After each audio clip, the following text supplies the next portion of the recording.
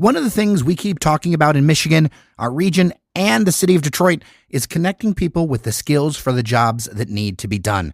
There's clearly a gap, and that can be for a number of reasons. Today's show, for Monday, July 15th, 2024, talks about one nonprofit group called Degree Forward that helps make that happen.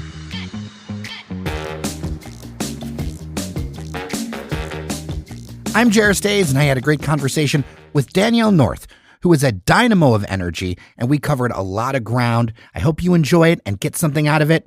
But first, a reminder that our project is brought to you by our monthly members on Patreon. Local media requires local support. So get yourself stickers, a custom rocks glass, and any amount gets you access to our member-only Discord with chat access to our team. So join up, patreon.com/dailydetroit.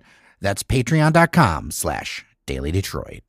Joining me here at the podcast table at the Grand Hotel at the Mackinac Policy Conference is Danielle North, founder and CEO of Degree Forward. Welcome to Daily Detroit. Thank you for having me, Jer. My absolute pleasure. Okay, there's a lot of gaps when it comes to education and talent. Why don't we set the table a little bit with what you're focused on and what you're seeing out there? Societally, we are painting narratives that degrees are no longer useful in our society, or, folks are balancing out debt versus degree completion.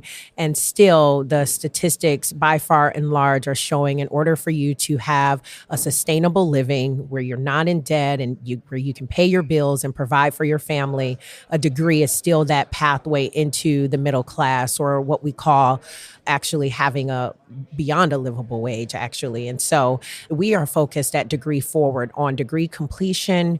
We're also focused on certifications and career advancement, because just having a degree isn't enough. We want to get people in the workforce and get them great jobs. There's also some specific gaps, though, in different groups, right? Mm-hmm. That I think that we should talk about as well, because the situation is not equitable or equal right now. Not at all. And in fact, Black males in particular lag behind all other demographic groups in degree completion. And then Blacks and Latinos still lag behind whites in degree completion. And so some may say, oh, well, there are all of these colleges and there are, all of these other opportunities, but we still have an opportunity gap.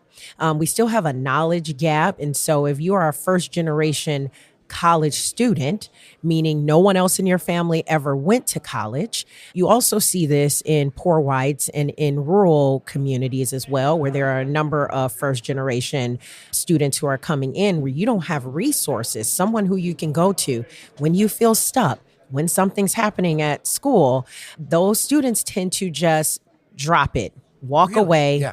Leave the institution completely, whereas students, if they are not first generation, no matter what color they are, if they know that there's someone they can phone home to, someone who has been through it previously, they can navigate the system a little bit better with that direct support. We have seen also, even when college campuses have minority student services and various resources for students, many first-generation students do not take advantage of those resources. Do you think in part maybe they don't know them or don't, you know what I mean? Because there's so many, you get so overwhelmed with your first experience about anything. And, I cannot imagine how difficult it will be to be going to a place, there's no one you can call or no relative or something like that. Yeah. So me as a first-generation college student in particular, someone who had a family member who had gone away to college, but they weren't necessarily the person I called upon. I kind of figured it out. I, failed forward, as they say, went to community college on a scholarship that I was supposed to do for 2 years and then transfer to a university. While I was working full time, I was going to college full time initially and then kind of focused more on work. And ultimately, due to some folks who are in my support system at work who had degrees, very successful Black women leaders, Black male leaders who had gone on ultimately to have graduate degrees, I saw them. I saw it. I experienced it. And they were very supportive. And they said, you know what? Leave this job. Great paying job, but get out of here. If you get your degree, and they didn't say, get a master's, get a doctorate. They said, get that bachelor's degree. And you are going to have so many more opportunities and your income will be much higher than what it is now. And they were right. I left that job. I went away to Central Michigan University. I completed my degree. That was the motivation that I needed on top of my existing desire. But still, even when I went through things, I just kind of toughed it out. I did once call my mom for a parent loan, and guess what? She agreed to do it. And I love my mother, and I don't hold this against her, but she said, you have to pay it back. And so that was our pact. That was our deal here. So that one time I needed that help, I called her, but guess what? I was still on the hook for it. And so those are the kind of circumstances where someone might call home and no one can do it for them. They're not going to even say, hey, I'll do it and you've got to pay for it or however. And so those are some of the gaps, and even, from my own personal experience of what people are facing. And that's a place where the concept of generational wealth plays in that people do not think about because they just live and breathe it. They live and breathe their experience of, Uncle Jimmy or Daddy's whatever. And that's just something, especially as like a white dude, like that's real talk. That's real talk. It's innate. It's already in you. And I would like to believe, because of what we are building for our children now, my husband and I have 3 sons. This is a part of our day-to-day culture. This is a part of our lifestyle, our very being, discussing college, discussing the benefits, discussing the opportunities. It's a part of our lexicon. This was not in my lexicon growing up. I was very smart. I was on my way. People would say, you're going to be great. You're going to do this. No one said, you better go to college, or college is the answer, or college is the way. It just wasn't a part of our sit down dinner time. People don't do what they're not exposed to, right? If That's they never correct. see a doctor, if they never see a lawyer, if they never see any type of a PR professional or something, they don't know that they could be that thing. That's exactly right. They right. see what they see on TV, and you end up having a lot of people. Frankly, it scares me how many people want to be YouTube influencers. Oh, yeah. They see what's shiny and they see what is being presented to them. And still, if you ask folks, even my son, my oldest son, who is an athlete, when you ask him, about his career aspirations, he still talks about being a professional athlete. Now, the statistics have not changed. These are 1 in a million opportunities. It is possible, but you should have a plan. But you should have a plan, and that's what we discuss. I don't shatter and crush his dreams. We discuss plan B. We discuss what else would you like to do in addition to that, so that he can have something that is not really a fallback plan, something that I believe as his mother is more of like the real plan. But we're talking that through. And at Degree Forward, what we have is a number of adults who went away to college, who started out, who wanted to achieve something, wanted to complete their degree, and couldn't finish it for whatever reason, for various reasons. And so now this is an opportunity for them where they might have been that high schooler who had that plan B or was, on this track. And then now they got married and now they have kids and all of that. How do I fit college into my life now that I'm not that 17-year-old dreaming anymore? This gets to me because I know a lot of people, they're always like, well, you need to keep your skills up and you need to get training, whatever. How are you going to do that if you got 2 kids? Absolutely. Or these like boot camps, or it'll be like 8 weeks or whatever, or 24 weeks you have to like not get paid. Yeah. Go to this thing. Who can do that? You Right, got a mortgage, Jer?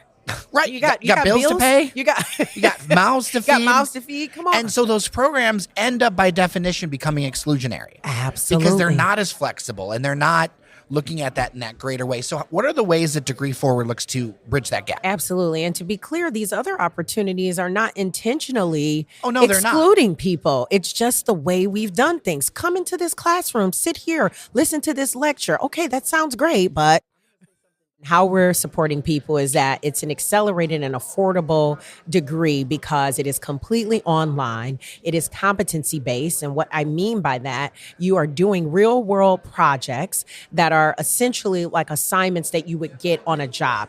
Here's you have to do this presentation this week to the team. You need to explain to them about how your culture and identity plays into the decisions that you make day to day in the workplace. And so there's going to be a template with a PowerPoint already with some directives. This is how many words you need to do in each section. When you submit it, A reviewer with Southern New Hampshire University is going to take a look at your submission. They're going to look at it against a rubric. You're not going to get an actual grade. You cannot fail. But what they're going to say is, here are a few areas that you need to switch. You can continue to, as we say, our cycle is a submit, revise, repeat cycle. You can continue to revise and submit that project until the reviewer passes it. So it's kind of pass. Not, there's no fail because you get to continue to submit, but you pass it and submit it. A lot of adults, just like younger folks, have testing anxieties. There are no exams, no tests, no quizzes, no exams, but you have these projects with rigor that you're submitting on your own time, on your own schedule. And we have coaches who can see your projects, see the last time you submitted, see the last time you logged in, and give you direct support based upon that. And that direct support's so important with those kinds of like digital products. Absolutely. And it's not like, oh, I'm having a difficult time like I don't know how to read, or I don't know. No, it's accountability. It's someone who you can say, hey, at 5 p.m. when I get off of work today, I will have time to sit down and work on these projects. Are you available to sit with me as an accountability partner for this hour while I work through these projects? And if I have questions, I can tap into you virtually if I have the questions. You work your 9 to 5 and then your 5 to 9 helps you get a new 9 to 5. It's kind of a circle with that. But it also helps build accountability for the person participating in the program because they've got to step up too. Yeah, they do. And we have a number of folks who are simply in the program because they always wanted a degree. Then we have another set of folks who are in the program because they know they have a great job already, but they know as soon as they get that degree, there is a promotion waiting for them. There is an increased wage waiting for them. There is a different title waiting for them. There are a number of people who are stifled in their careers right now. And they're saying, why is Sally getting that new position? Because Sally has a degree. She actually might not even be smarter than you, but our system, you got to play the system. The system is still saying, hey, I have to justify paying this person this amount by where their educational attainment is. So what kind of programs do you offer with that? In terms of our degree options, we have healthcare management, business management, and communications. And we have associate's degrees and bachelor's degrees. And they're all through Southern New Hampshire University, which is the largest online accredited nonprofit university in the nation. And we also have certifications. So we have clinical certified medical assistant, surgical tech, and pharmacy tech. And those are offered through our partner, Stepful. And those are all things that are, frankly, useful and in demand right now. Absolutely. So we're looking at demand. This isn't random. This isn't, just get any degree. We get calls sometimes. People say, I always wanted an anthropology degree. And so we're not here to persuade you not to go into anthropology. But the question is so what are you going to do with that now? Right. Because in some cases, positions now are simply saying a degree in any field. Look, my mentor who taught me a lot about broadcast television worked for the U.S. government after I worked with him, doing all this really cool stuff. You know what his degree was? Let me guess. Nothing that had anything to do with what? Forestry management. Exactly. This is a person who ran the television station for the Arab language thing for the U.S. government, and his degree was forestry management. Absolutely. He knew all that stuff, but the degree showed that you could complete something. It shows and in his world that made a lot of importance. It makes a lot of importance, and that's what people don't understand. That degree is showing that you can set a goal, hit your targets, and complete them, which is essentially what we're doing day to day in our jobs. Can I achieve this benchmark goal? Can I hit this goal or this metric that the organization has set for me day in and day out? And to be honest, with that kind of path, there are definitely differences between socioeconomic and racial situations, Without right? question. I have friends who do not have degrees who make plenty of money doing technology, but I'm going to say 9 out of 10 of them look like me. Yeah, and that's right, Jer. It shouldn't be this way. We can all say it shouldn't, could have, whatever.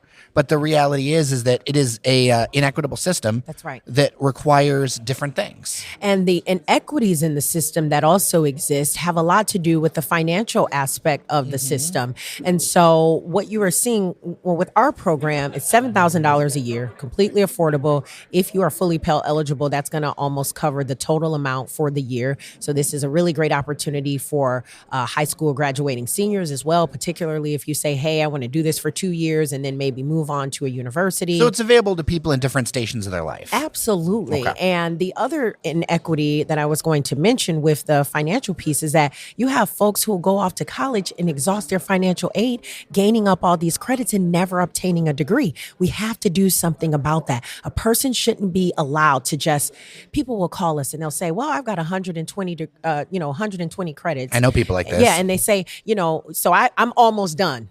Yeah, I'm almost done. And it's like, no, it doesn't work like that, because guess what? How many of those credits are going to transfer over to another institution? And you're probably not almost done because you're not on an actual pathway to have the right set of credits to complete a degree. So we don't do that. We're going to get you to your AA. You're going to get those 60 projects done, get your AA. We stop you. There's no, you have to get the AA. And then once you're done with the AA, you move on to the BA, and that's 60 more credits. Okay. Well, if people want to know more, they want to be part of the program or any of those things, get in touch. What can they do? They need to go to degreeforward.org, fill out the inquiry form. There is no fee to fill out that form, and you're not even applying. Someone will call you and give you more information than I've babbled about. Danielle North, founder and CEO of Degree Forward. Thanks so much for stopping by Daily Detroit. Thanks for having me, Jared. It's been fun. All right, that is it for today. I hope you got something out of this episode. Feedback, as always, dailydetroit@gmail.com. If you really want to support us, local support helps this keep going. Become a member, patreon.com/dailydetroit. That's patreon.com/dailydetroit. Until tomorrow, I am Jer Stays. Remember that you are somebody, and I'll see you around Detroit.